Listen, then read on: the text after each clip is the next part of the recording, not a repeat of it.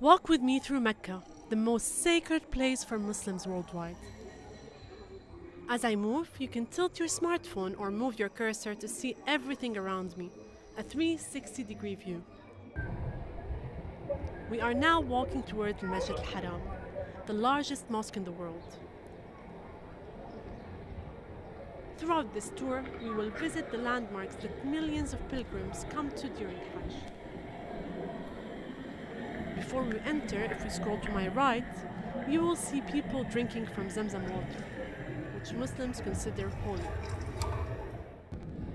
Let's go inside.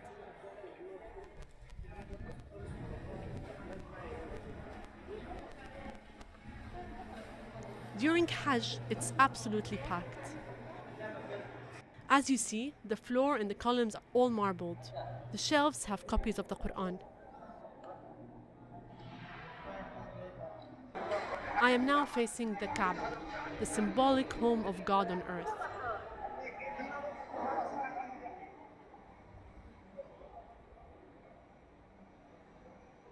This is where the pilgrimage begins with the Tawaf, where worshippers circle around the structure 7 times.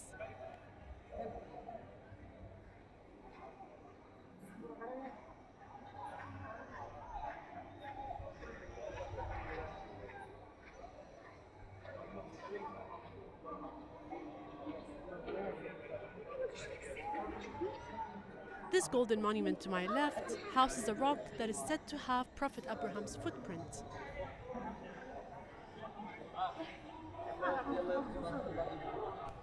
During Hajj, more than 2 million people will circle around the Kaaba, all in the same anti-clockwise direction, to signify harmony in the worship of God.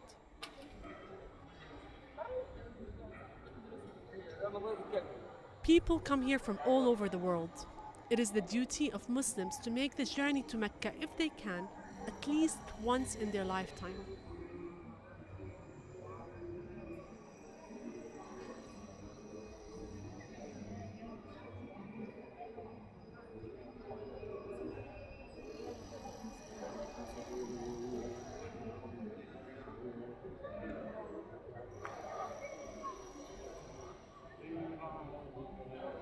Hajj is one of the 5 pillars of Islam enshrined in the Quran.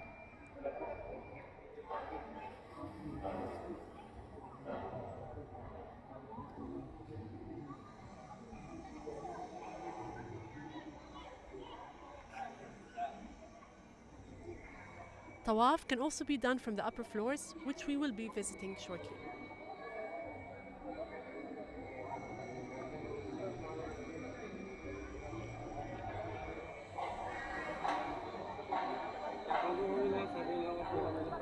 In this crowded area of Al-Kaaba is the Black Stone. Pilgrims try to kiss it or touch it. Those who can't reach it acknowledge it as they pass by raising their hand.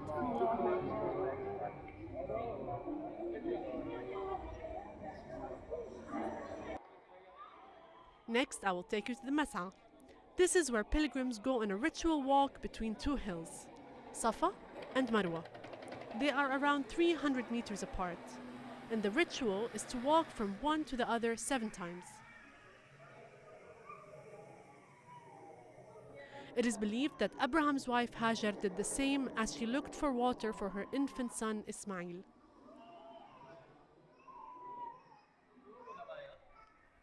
It was on her 7th lap that she found a water spring, Zamzam water, the one I told you about as we were entering into the mosque.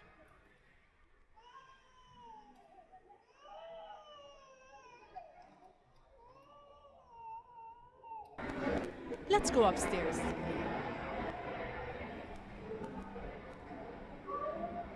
There are 2 upper levels to this mosque where you can either pray or go around the Kaaba. The mosque is going through a 4th major expansion project. The construction is estimated to continue until 2020. By then, the mosque will accommodate over 3 million pilgrims for the annual Hajj.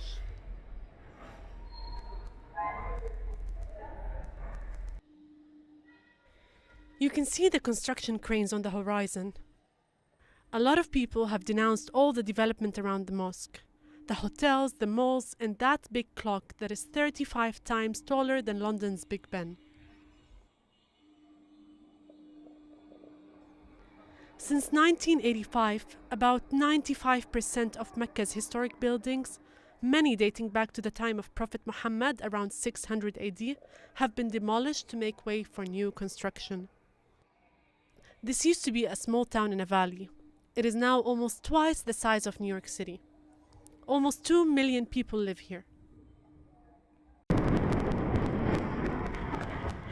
Next, we head to Mina, a suburb of Mecca that is central to the Hajj. We have to drive there because it's 7 kilometers away. During Hajj, this road is so packed it can take up to 4 hours to get there. So many people walk.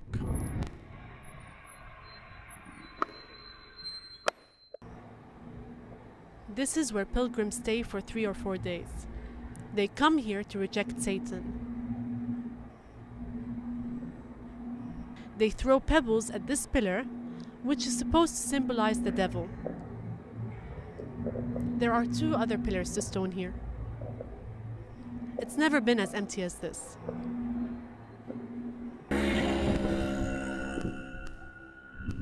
The stones that you throw have to come from here, Muzdalifah, a vast empty area that turns into an outdoor camp for millions during Hajj. Muzdalifah is located between Mina and another valley named Arafat. We are heading to Arafat now.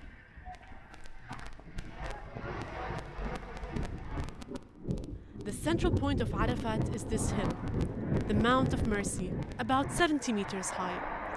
Prophet Muhammad is said to have given his last key sermon here. Coming here is crucial for pilgrims. If you do not show up at Arafat on the day you're supposed to, your whole pilgrimage is invalid.